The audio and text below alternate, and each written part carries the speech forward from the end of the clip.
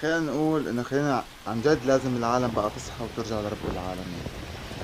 لازم كلنا نرجع لرب العالمين، بعيد عن صلاته، اللي عم ينصب، اللي عم يحتال، اللي ياكل مال اليتيم او مال حرام، كله ينتبه.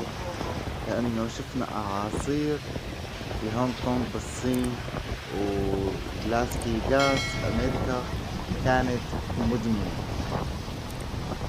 كان العالم رب العالمين خوف هذيك المدن وحواليها، وهذيك الحكومات وحواليها. كيف لكن العبد اللي عم يعصي الله كتير وما عم يستحي، عم ياكل حرام ما عم يستحي، اللي عم يزني وما عم يستحي، بعيد عن صلاته بعيد عن دينه وما عم يستحي. طيب، إذا حبيت تشارك عن جد لازم نعمل دعوة، لازم ننشر هذا الفيديو، لازم نحط لايك، نكتب كومنت شو من كان. عن جد الله يجيرنا، لأنه الله يكون بعون يلي ما فهم.